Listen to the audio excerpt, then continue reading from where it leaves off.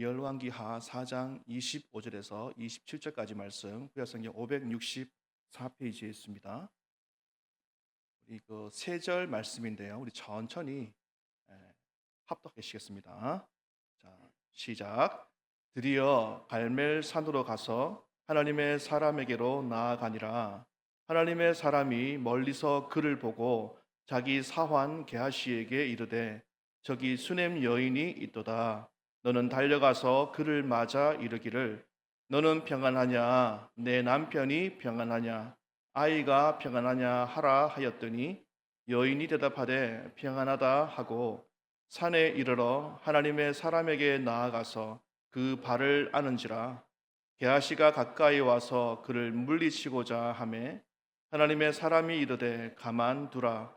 그의 영혼이 괴로워하지만은 여호와께서 내게 숨기시고 이르지 아니하셨도다 하니라. 아멘. 오늘 우리가 함께 살펴볼 말씀은요, 열왕기 하의 말씀인데 다들 알겠지만 이 수넴 여인에 관련된 말씀입니다. 엘리사가 갈멜산을 오르기 위해서 지나가는 도시가 있었는데 그것이 바로 수넴이라는 도시죠. 이 엘리사는요, 수넴이라는 도시를 거쳐서 계속해서 갈멜산을 올라갔습니다. 그런데 사실 이 갈멜산은요, 우리가 잘 알죠. 엘리야가 그죠? 이방 선지자 850명과 대결을 펼친 것 아닙니까? 예. 바알 선지자 450명, 그리고 아세라 선지자 400명, 또 850명과 엘사의 스승인 엘리야와 함께 대결을 펼친 곳이죠. 그 대결이 과연 어마어마했겠죠. 자, 그리고 어떻게 됐습니까? 결과 누가 이겼을까요? 다들 아시죠? 엘리야가 이겼죠. 그리고 엘리야가 어떻게 됐습니까? 그 850명의 선자들을 한날 한시에 다 죽였죠. 그래서 사실 그 이 갈멜산은 그 당시에 그 사람들에게 아무도 모를 수가 없는 곳이죠. 굉장히 임팩트가 있는 곳이죠. 그곳에 이 하나님과 이방 신과의 이 대결 속에서 하나님이 이김으로 말미암아 어떤 결과가 나왔습니까? 진짜 신이 누구인가? 그렇죠? 진짜 신이 누구인가? 그전에는 막 그죠? 다른 바알과 뭐 아세라와 같은 그런 신들이 진짜 있을까 없을까 막 이렇게 했지만 그러나 그 대결을 그죠? 통해서 그들의 신은 아무것도 아니구나. 하나님이 진짜 신이구나. 라는 사실을 명명백백하게 알게 된 사건이 바로 갈멜산 전투 아닙니까? 자, 사실 이 정도가 되면 그 당시에 모든 사람들은 우리가 그들이 믿었던 그 여호와 하나님, 그죠? 하나님에 대해서 사실은 두려워하는 마음을 가져야 됩니다. 그렇겠죠? 어, 그리고 그들의 마음을 하나님께로 돌이켜야 되는 것이죠. 그리고 하나님의 종인 엘리사가 그 수넴이라는 그 도시를 지나가게 될 때 그것을 아마 많은 사람들이 봤을 텐데 그렇다면 분명히 그를 영접해야 하는 것이죠. 하나님의 사람을 영접하는 것은 곧 하나님을 영접하는 것 아니겠습니까? 엘리사가 그냥 보통 사람이 아니죠. 선지자, 왕과 함께 대면하는 자, 왕에게 조언을 하는 자. 누구의 이름으로요? 하나님의 이름. 하나님의 지혜를 가지고 그 지혜를 나타내는 자가 바로 엘리사인데 그런데 어떻습니까? 그가 수넴 그 도시를 지나가는데도 불구하고 그것도 한 번이 아니고 계속해서 지나가도 영접하는 사람이 없더라 이런 이야기입니다. 자, 그런데 아, 그만큼 이제 뭐랄까요? 하나님을 찾는 사람이 없는 시대. 영적으로 굉장히 암흑의 시대가 바로 지금 오늘 본문에 등장하는 이 시대라 이렇게 정의를 내릴 수가 있는 것이죠. 이처럼 하나님을 경외함이 없는 시대에 이 성경은 한 여인을 우리에게 보여줍니다. 그 여인이 바로 수넴 여인이죠. 수넴에 사는 이 한 여인의 믿음을 통해서 오늘 저는 은혜를 함께 나누고자 합니다. 오늘 8절 보면요. 이 수냄 여인이 어떤 사람인가에 대해서 이야기합니다. 보시면요. 하루는 엘리사가 수렘에 이르렀더니 거기에 한 귀한 여인이 그를 간곤하여 음식을 먹게 하였으므로 엘리사가 그것을 지날 때마다 음식을 먹으러 그리러 들어갔더라. 이렇게 이야기를 합니다. 성경은요. 이 수냄 여인을 한 귀한 여인이다라고 이렇게 표현을 해요. 이것에 대해서 여러 학자들이 많은 이야기를 하는데 그것이 무슨 뜻일까 이야기를 했을 때 첫째는 경제적으로 부유한 여인이었다. 이렇게 이야기하고 또 한편으로는 신분상으로 귀한 여인. 그러니까 존경받는 여인이었다. 이렇게 얘기를 하고 또 그다음 구절을 보면요. 이런 말이 나와요. 여인이 그의 남편에게 이르되 항상 우리를 지나가는 이 사람은 하나님의 거룩한 사람인 줄을 내가 아노니 이렇게 이야기하죠. 그러니까 이 수넴 여인은요, 이 엘리사를 보고 어떻게 이해했냐 하면 이 사람은 하나님의 거룩한 사람이다 이렇게 알고 있는 거죠. 여기서 안다라는 단어가 성경에서 좀 굉장히 중요한 단어 중에 한 개인데 여러 가지 의미로 쓰이지만 오늘 본문에서는요 경험적으로 아는 것을 이야기하는 거예요. 그러니까 한 번, 두 번 보고 아는 게 아니고 계속 반복적으로 계속 반복해서 이렇게 보고 이야기하고 그죠? 그러면서 이 사람이 누구인가에 대해서 점점점 알아가고 그래서 신뢰가 쌓이고 그래서 믿을 때 그때 안다라고 하죠. 그렇죠?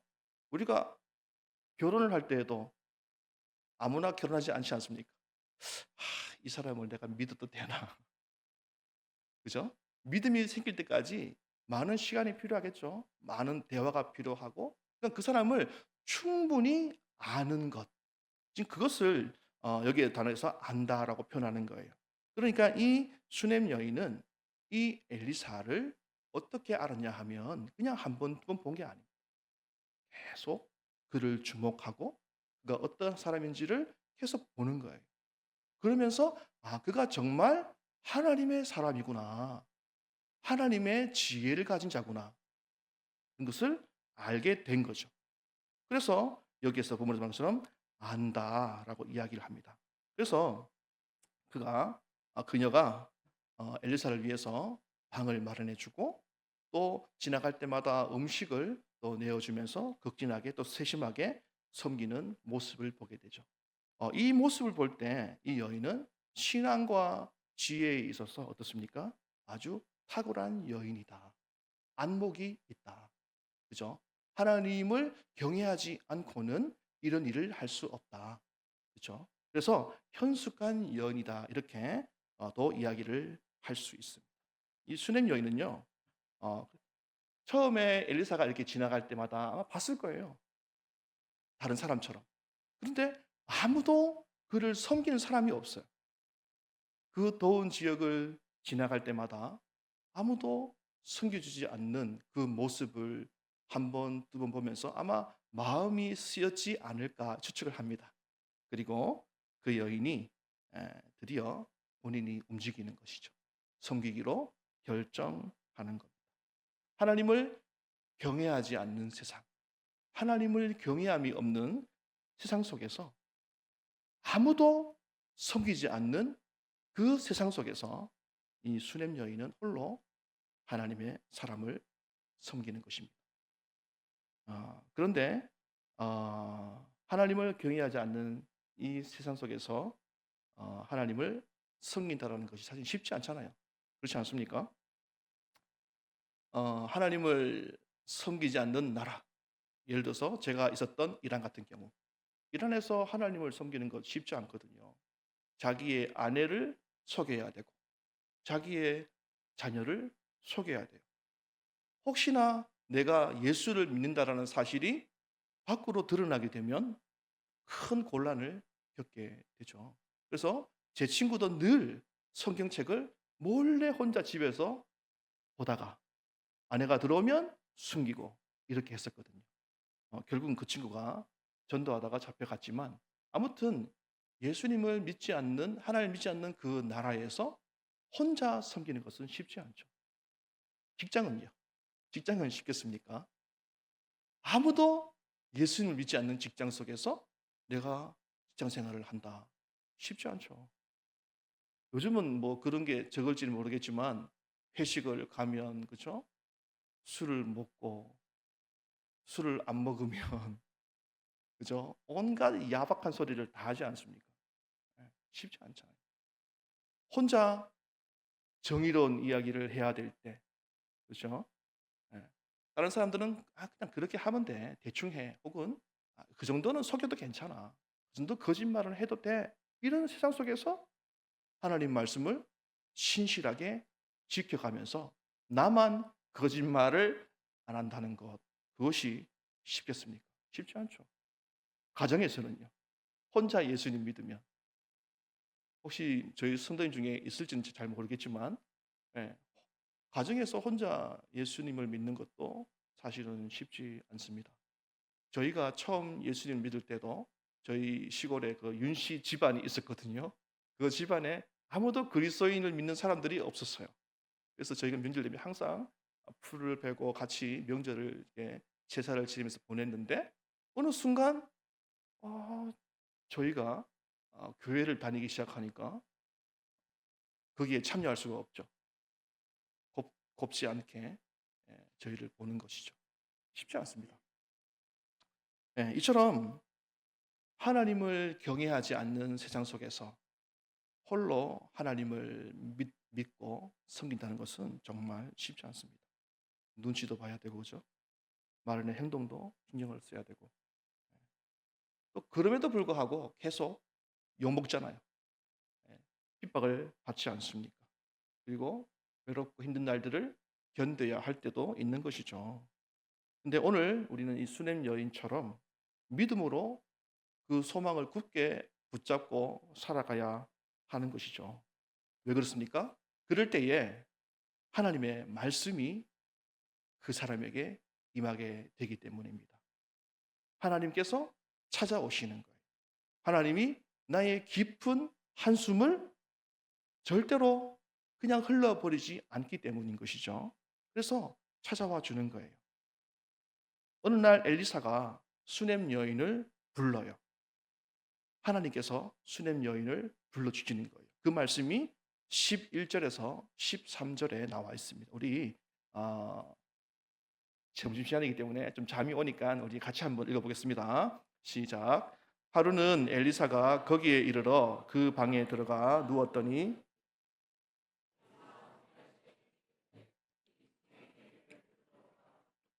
곧 여인을 부르매 여인이 그 앞에 선지라. 엘리사가 자기 사환에게 이르되 너는 그에게 이르라. 내가 이같이 우리를 위하여 세심한 배려를 하는도다. 내가 너를 위하여 무엇을 하랴? 왕에게나 사랑관에게 무슨 구할 것이 있느냐 하니 여인이 이르되 나는 내 백성 중에 거주하나이다 하니라. 아멘. 이처럼 엘리사가 어느 날 수냄 여인을 불러오는 거예요. 하나님께서 그 여인을 부르는 것입니다. 그러면서 무엇을 원하느냐 이렇게 묻죠. 그때 수냄 여인의 대답이 기가 막힙니다. 뭐냐면 나는 내 백성 중에 거주하나이다. 이렇게 이야기하는 거예요. 이 말은 저는 제게 있는 것으로 족합니다. 이런 뜻이에요. 수냄 여인은 무엇을 원해서 원하는 것이 있어서 엘리사에게 자신의 그 사랑을 정성을 준 것이 아니에요. 섬겼던 것이 아니라는 말이죠.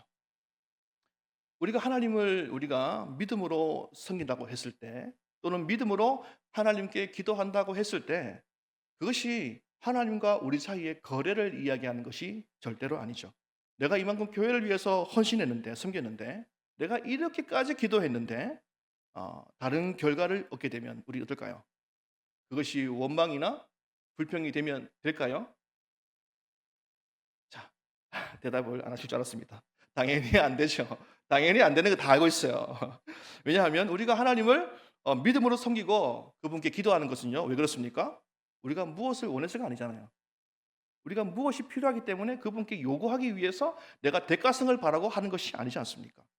왜 그럴까요? 그것은 당연히 관계 때문이죠. 관계. 그분이 내 아버지니까 내가 기도하는 거지 않습니까? 우리 애가 둘이 있습니다. 우리 애가 둘이 있는데 자기가 돈이 필요한데, 그죠? 옆집에 아저씨에게 가서 돈을 달라 하진 않잖아요. 그렇지 않습니까? 그러면 이상하게 보겠죠? 뭐 저는 마음으로 저희 손도님께 가서 달라 하면 좋겠는데 그렇게 하지는 않더라고. 그러니까 자기 애들은 자기 부모에 가요. 그게 당연한 거예요. 우리가 하나님께 기도하는 것, 우리가 하나님을 섬기는 것은 그건 당연한 겁니다. 뭡니까? 하나님이 내 아버지시니까. 하나님이 내 창조주니까. 그건 믿음이 있으니까 당연히 그렇게 하는 거예요. 어떤 대각선도 들어가면 안 된다는 거죠. 이 수냄 여인의 섬김이 바로 이런 거예요. 그녀의 섬기면은요, 어떠한 대가도 없습니다. 하나님이 내 아버지이기 때문에 그냥 그렇게 하는 거예요. 그래서 하나님께서 그녀를 찾아오는 것도 너무나 자연스러워요. 왜 그렇습니까? 내 자녀이니까. 내 딸이니까 찾아가는 거예요. 내 딸이니까 그의 깊은 한숨을 들으시는 거예요. 만약에 내 자녀가 아니면 듣겠습니까? 안 듣잖아요. 안 듣는 거죠. 예, 14절 말씀을 한번 볼게요. 엘리사가 이르되 그러면 그를 위하여 무엇을 하여야 할까 하니 게하시가 대답하되 참으로 이 여인은 아들이 없고 그 남편은 늙었나이다 하니. 그러니까 수냄 여인에게도 모든 것이 다 족한 게 아니에요. 다 풍부하게 있는 것이 아니에요. 그녀가 물론 방을 줄 수 있고 음식을 줄 수 있는 경제적인 여유가 있는 사람이었지만, 그러나 그녀에게 문제가 없었을까요? 아니에요. 그녀에게 문제가 있습니다. 그녀가 남몰래 흘리는 눈물이 있는 거예요. 혼자 있을 때 깊은 그 한숨이 있는 것입니다. 그것이 뭐였습니까? 아들이 없는 거예요. 그 당시에 여자에게 아들이 없다는 것은 다 알죠. 저주입니다. 저주예요. 저희 어머니께서 저희 할머니에게 굉장히 박해를 많이 받았습니다. 근데 첫째 저를 놓고 얼마나 좋아하셨는지, 아들. 그러시고 하시는 말씀이 아들 하나 더 낳아야지. 그 둘째를 아들을 낳았습니다. 그러고서는 또 하시는 말씀이 그래도 아들 셋은 있어야지. 그래서 저희가 아들이 셋이에요. 그러니까 엄청나게 박해를 했지만, 그러나 아들 때문에 그 박해가 조금 줄었어요. 이 당시에는 그와 비교할 때가 안 되는 거예요. 수치고 저주입니다. 그 집안에서 쫓겨날 수 있는 거예요. 또 만약에 자기의 남편이 죽고 나이가 많게 되면 어떻게 됩니까? 홀로 남겨지게 되는 거예요. 그의 마지막 인생이 비참해질 수도 있는 겁니다. 이런 곤란한 상황 속에 그 여인이 살고 있는 거예요. 그런데 그 여인은 내게 있는 것으로 족하다 이렇게 이야기를 하는 것이죠. 그러나 하나님은 정확하게 그 여인에게 필요한 것을 알게 하시는 것이죠. 아들이 없다. 그녀의 한숨을 하나님이 미리 아시는 겁니다. 이런 여인과 비슷한 사람이 성경에 있습니다. 누구일까요? 맞죠. 사라입니다. 사라가 이 수는 여인과 비슷해요. 사라에게도 아들이 없었습니다. 창세기 16장 4절 말씀인데 우리 함께 합독했습니다. 아브라함이 하갈과 동침하였더니 하갈이 임신함에 그가 자기의 임신함을 알고 그의 여주인을 멸시한지라. 아멘. 네, 사라에게도 아들이 없었습니다. 그래서 여종 하갈로부터 멸시를 받았습니다. 하나님은 분명히 사라의 씨를 통해서 언약을 맺으시겠다고 약속을 하셨어요. 하나님이 하신 거예요. 그럼에도 이 사라는요, 100세가 되는 그 세월 동안 아들을 낳지 못했습니다. 그 기간 동안 얼마나 많이 힘들고 외로웠겠습니까? 하나님은 약속했는데 약속은 왜 이렇게 안 오는 거지? 그러다 보니까 자기 종을 주고 이런 일들이 발생하게 된 것이죠. 소망을 잃어가는 것입니다. 자, 하나님을 잘 믿어도 어려움이 생길 수가 있죠. 하나님의 약속을 내가 받았어도 내 생각과 내 뜻과 전혀 다른 결과를 얻게 될 수도 있는 것입니다. 어, 저는 작년에 강사 시험을 쳤죠. 아시다시피 제가 떨어진 거 알죠? 제가 저는 확실했어요. '하나님 당연히 붙여 주시겠지.' 왜 그렇습니까? 제 논리는 확실합니다. 하나님께서 저를 불러줬다. 첫 번째. 두 번째는 나이가 많으니까. 세 번째, 제가 딴 거 할 거 아니고 하나님께 충성할 거니까 괜히 이런 걸로 시간 뺏기기 싫습니다. 이게 제 논리였습니다. 그런데 떨어졌죠. 하나님께 뭐죠? 친한 친구 4명이 올라갔는데 2명이 떨어지고 2명이 붙는 상황. 웃지도 웃을 수 없는 이런 상황 속에 하나님께서 내밀었어요. 이해가 안 됐어요. 당연히 될 줄 알았는데. 그래서 내려오는 차에서 하나님께 물었죠. 하나님, 이게 뭐죠? 왜 제가 뭐 하나님 종 제가 되겠다 했습니까? 하나님께서 저를 부른 거 아닙니까? 이렇게 솔직하게 말씀을 드렸습니다. 그랬더니 제 안에 굉장히 강하게 아주 강하게 한 가지의 마음이 딱 왔어요. 그것이 뭐냐 하면 야, 너는 목사가 되기 위해서 시험 치러 와 놓고 어떤 목사가 될지도 한 번 생각하지 않고 올라왔냐? 이 얘기를 이 마음이 저한테 탁 오는 거예요. 그래서 제가 생각해 봤어요. 그렇지. 내가 분명히 목사가 되기 위해서 내가 시험을 준비했고 치러 왔는데 내가 한 번도 어떤 목사가 될 것인가에 대해서 생각을 해본 적이 없구나. 떨어지는 것이 마땅하다. 그래서 제가 내려오는 차 안에서 제가 운전하면서 정말 찬송을 신나게 부르면서 내려왔습니다. 하나님께서 제게 응답을 주셨기 때문에. 근데 요번에도 시험을 치러 갔잖아요. 붙었습니다. 굉장히 불안했거든요. 왜냐하면 한 번 떨어졌는데 두 번 떨어지면 이건 좀 그렇잖아요. 정말 하나님 진짜 이제는 안 됩니다. 마지노선입니다. 굉장히 불안했어요. 불안했는데 그 당일날 시험 치는 아침에 같이 예배를 드리는데 예배의 메시지가 제 마음을 한순간에 완전하게 편안하게 만들었습니다. 이 얘기를 하면 굉장히 길어지기 때문에 할 수는 없고 그 순간 저는 그 말씀을 듣는 순간 알았어요. 이번에는 시험이 되겠구나. 됐더라고요. 할렐루야 아닙니까? 아무튼 하나님의 이 생각은요. 저의 생각과 달라요. 제가 따라잡을 수가 없습니다. 더 많지만 곁들여 가기 때문에 제가 찾아봤어요. 이사야 55장 8절에 이런 말씀이 있습니다.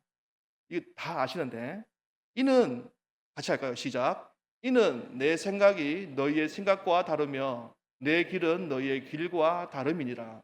여호와의 말씀이니라. 아멘. 달라요. 달라도 너무 다릅니다. 너무 달라서 도저히 저희가 따라잡을 수 없어요. 그래서 환경을 탓할 때가 되게 많죠.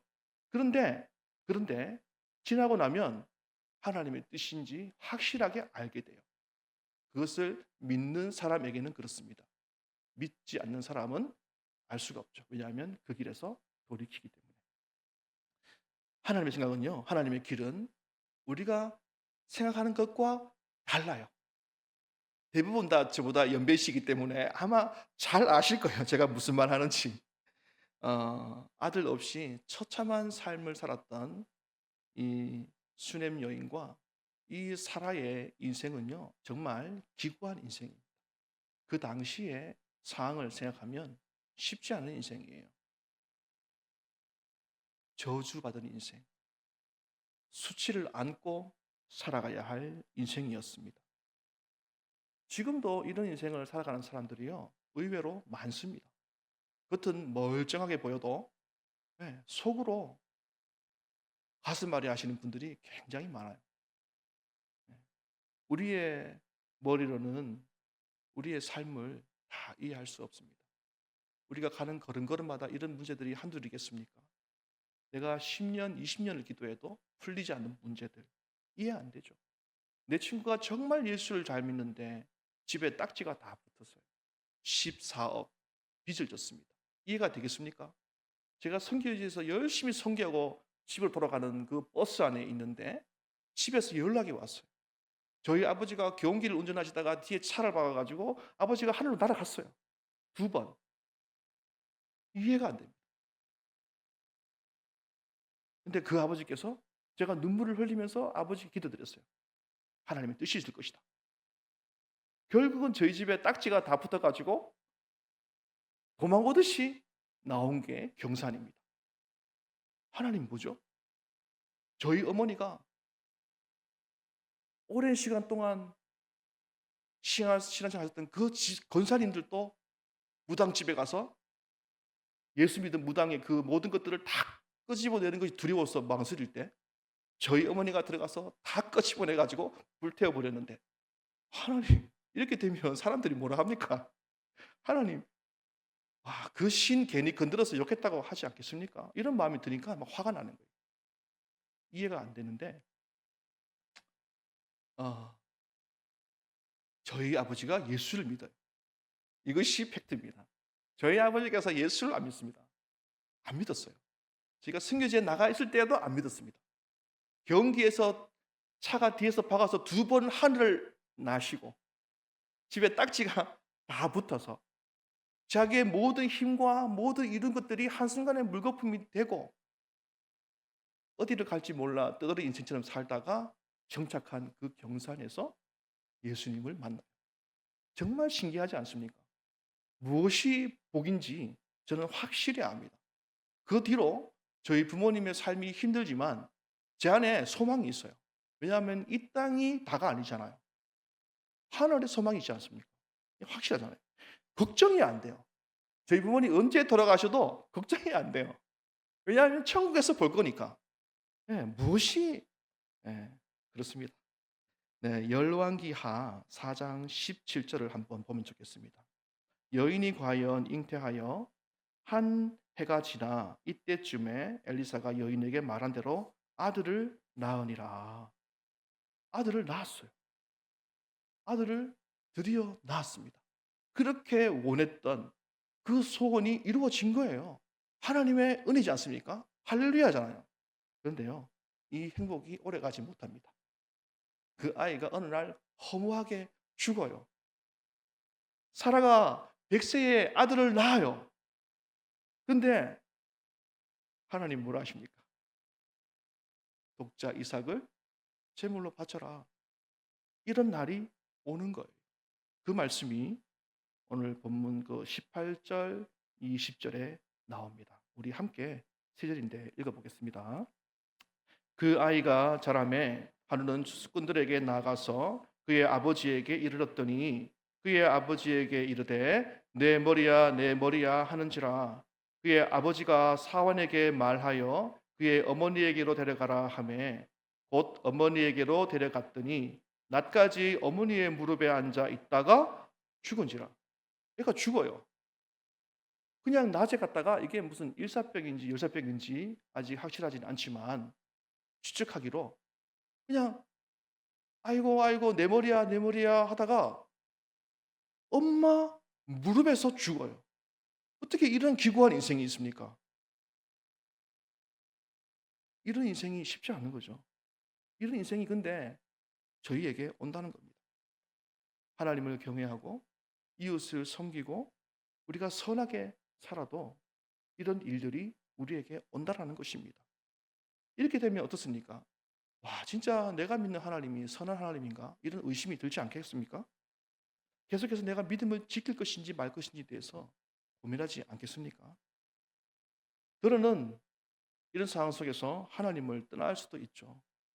믿음을 버릴 수도 있는 것입니다. 그러나 분명한 것은요, 이런 상황 속에서도 하나님은 절대로 선이다. 이것을 믿는 것이 믿음이에요. 하나님은 절대로 실수하지 않으신다. 하나님의 때가 되면 반드시 우리에게 가장 좋은 것으로 주신다. 이것이 믿음이죠. 그것을 오늘 이 수렘 여인을 통해서 우리에게 가르쳐주고 있는 것입니다. 믿음의 삶이 무엇인지 우리에게 보여주고 있는 거죠. 하나님을 경외함이 없는 시대에 우리는 이 수렘 여인의 삶을 통해서 우리는 거울로 삼아야 된다라는 것입니다. 자, 그런데요, 이 갈멜산에 도착한 이 수렘 여인이 갈멜산으로 와요. 왜냐하면 엘리사를 만나기 위해서. 근데 엘리사가 사활을 통해서 물어요. "네가 평안하냐?" 이렇게 물어요. 근데 거기에 대한 답이 또 기가 막힙니다. 이 여인은 보통 여인이 아니에요. 한번 읽어 보겠습니다. 26 절입니다. 시작. "너는 달려가서 그를 맞아 이르기를 너는 평안하냐? 내 남편이 평안하냐? 아이가 평안하냐 하라 하였더니 여인이 대답하되 평안하다 하고." 아멘. 평안하다고 이야기합니다. 네 아들이 죽었어요. 아들이 죽었는데 그 아이의 안부를 묻는 예? 그 여인이 평안하대요. 어떻게 이게 가능한 얘기입니까? 저는 상상이 안 갑니다. 제 자식이 죽었는데 누가 와서 평하다 물으면 그죠? 정말 제가 주먹이 가만히 있겠습니까? 나를 놀리는 것도 아니고 이거는요. 있을 수 없는 일이에요. 근데 그 여인은요. 자기의 전부예요. 자기의 희망이고 소망입니다. 그 아이가 죽었는데 평안하다라고 이야기를 합니다. 그래서요. 27절에 보면요. 이렇게 나요. 산에 이르러 하나님의 사람에게 나아가서 그 발을 아는지라. 게하시가 가까이 가서 그를 물리치고자 하매 하나님의 사람이 이르되 가만두라. 그의 영혼이 괴로워하지만은 여호와께서 내게 숨기시고 이르지 아니하셨다. 이렇게 얘기합니다. 하나님의 사람에게 나아가서 그의 발을 앓는 거예요. 이것이 무엇일까요? 그의 마음이 얼마나 괴로운지를 알고 있는 거죠. 그 엘리사에게 모든 것이 있음을 알고 그를 꼭 붙잡는 것입니다. 하나님께 꼭 붙잡는 거예요. 그래서 엘리사가 말한 거죠. 그녀의 온몸과 영혼이 괴로워하고 있다. 이렇게 이야기를 하는 겁니다. 이 수땉 여인은요. 아들이 죽은 이후에 일사천리로 움직입니다. 놀랍습니다. 그 내용을 읽어보면 이래요. 죽은 아들을 엘리사가 누웠던 침대에 눕혀요. 그리고 문을 닫고 나옵니다. 그리고 남편에게는요, 아들이 죽었다라고 하는 이 말도 하지 않아요. 그리고 엘리사를 만나러 간다라고만 하고 일꾼과 암나귀 한 마리만 끌고 온 거예요. 수넴에서 갈멜사까지는 약 40km. 그 40km를요, 그녀가 어떤 마음으로 갔을까요? 쉼 없이 달렸을 겁니다. 쉼 없이. 가슴이 찢어지고, 그죠? 한식이 목구멍까지 올라와도 그녀는 지체할 수가 없죠. 아들이 죽었다고 어느 누구에게 하소연할 수도 없고 난리를 피우지도 않았어요. 신세 한탄을 하지도 않았습니다. 그녀는요, 아들이 죽은 이후에 신속하게 이 모든 일들을 마치고 엘리사에게로 달려가는 거예요. 왜 그럴까요? 왜냐하면 엘리사에게 답이 있을 것이다라는 믿음을 가지고 있기 때문입니다. 이런 말이 있죠. 욥기에 주신 이도 여호와시요 거두시는 이도 여호와시니 여호와의 이름이 찬송을 받으실지니라. 이 여인의 믿음입니다. 하나님이 내게 가만히 있는데 아들을 주셨으면 또 아들을 데려갔다 한들 거기에 대한 해답을 하나님이 가지고 있을 것이다. 어쩌면 다시 살려줄 수도 있을 것이다. 이 믿음을 가지고 지금 엘리사에게 온 거예요. 그렇게 하나님께 나아간 것입니다. 그래서요, 이 수련 여인은 아들을 살리기 위해서 혹은 그 문제에 대한 해답을 찾기 위해서 그렇게 모든 것들을 빨리 끝내고 달려가게 된 것이죠. 사실 이렇게 하는 것이 쉽지는 않습니다. 우리가 이것을 알아요. 이것을 제가 모르는 이야기를 제가 막 공부해 가지고 알려주는 게 아니잖아요. 다 알아요. 인생의 문제를 만나면 하나님께 해답이 있다. 하나님께로 가야 된다. 이것을 알아요. 근데 중요한 것은 이렇게 안 한다는 거예요. 이것이 문제입니다. 우리가 하나님께 기도하기 전에 잘 생각해 보면요. 기도해야 되겠다라는 인식을 가지기도 전에 제 머리는요. 이미 A, B, C 여러 가지 계획을 다 세워 놨어요. 다 세워 놨습니다. 하나님께 기도하기 전에 이미 다 세워 놨어요. 모든 계획을. 기도보다 내 계획이 더 빨라요. 이거 왜 그럴까요? 우리가 하나님을 믿는다 하고 기도해야 하는 거 다 알면서 그렇게 안 하는 거예요. 왜 그럴까요? 믿음이 없거나 아직 훈련이 덜 되었거나. 저희는요, 이런 일이 있으면 울어도 하나님 앞에서 울어야 됩니다. 탄식을 해도 하나님 앞에 나아가서 탄식을 해야 되는 거예요.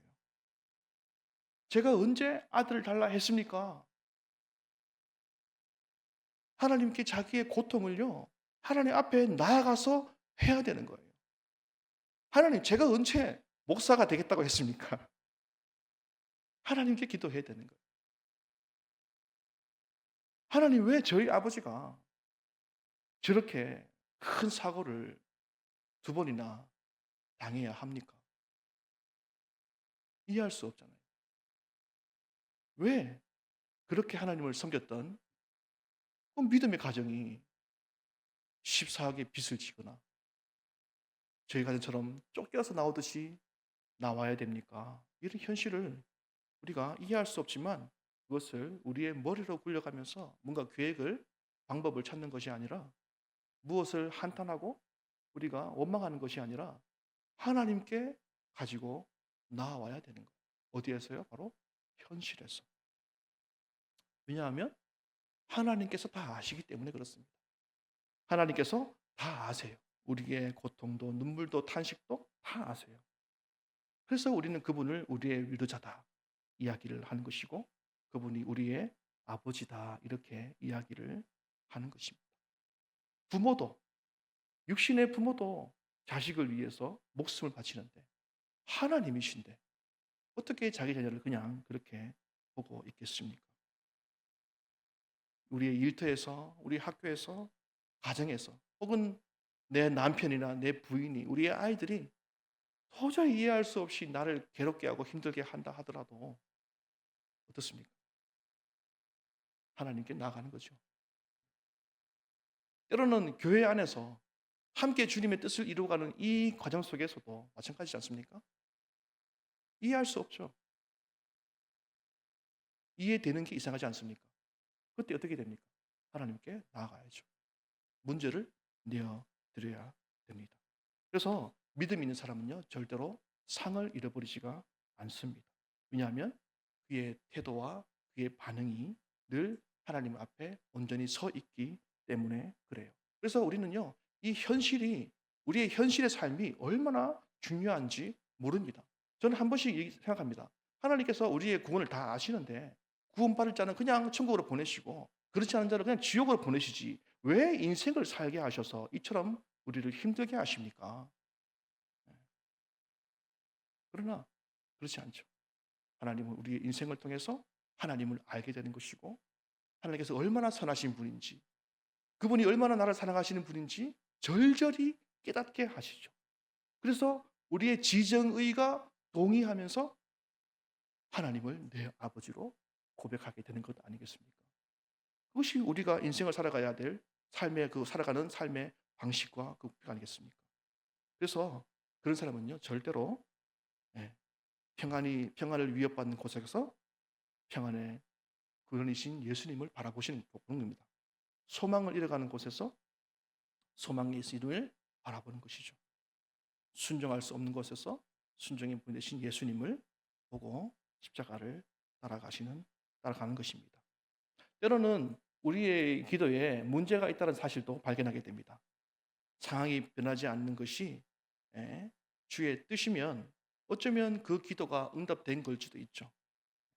근데 우리의 기도는 어떻습니까? 내 생각과 내 뜻대로 바뀌지 않으면 계속해서 똑같은 기도를 하죠. 떼쓰지 않습니까? 잘못된 것일 수도 있는 거예요. 이미 우리의 기도가 응답된 것일 수도 있습니다. 내가 시험에 떨어지는 것이 하나님의 뜻이면 그것은 응답된 거예요. 사업이 실패한 것이 하나님의 뜻이면 응답된 거죠. 14억 빚을 지는 것이 뜻이면 응답된 것입니다. 하나님을 앞에서 내 가정이 하나 되기를 원한다면 하나님께서 그런 삶의 현장을 만들어 주시겠죠. 평안한 삶을 그냥 뚝 떨어져 주시지는 않는 것 아니겠습니까? 수냄 여인은요, 엘리사를 만남으로 다시 아이가 살아나요. 그러나 중요한 것은 여기에 포커스를 두면 안 된다는 것입니다. 믿는 사람도, 잘 믿는 사람도, 잘 섬기는 사람도 아이가 살아나지 않을 수도 있는 거예요. 그것이 하나님의 뜻이라면 그것을 믿는 것이 진정한 믿음이라는 것입니다. 예. 그래서 12명의 제자들도 다 열심히 주님을 섬겼지만 다 순교했고, 초대교회 성도들도 죽음 앞에서 간절히 기도했지만 하나님께서 그들의 순교를 허락하신 것 아닙니까? 우리는 이해할 수 없고 우리가 힘든 상황 속에서 우리의 계획대로 되지 않을 때 우리는 어쩌면 이것이 무엇인가 하나님으로부터 믿음을 저버릴 때가 있을 수도 있습니다. 기도를 멈출 수도 있죠. 하는 것을 포기할 수도 있습니다. 그러나 중요한 것은 오늘 수냄 여인을 통해서 우리에게 보여주시는 삶이죠. 평안할 수 없는 순간에도 평안할 수 있는 것. 하나님을 찾을 수 없는 상황 속에서도 하나님께 나아가서 하나님께 해답을 구하는 믿음. 어쩌면 그것이 오늘 이 악한 시대를 살아가는 우리들에게 필요한 것이 아닌가 생각합니다. 우리가 또 그런 믿음을 함께 소유했으면 좋겠습니다.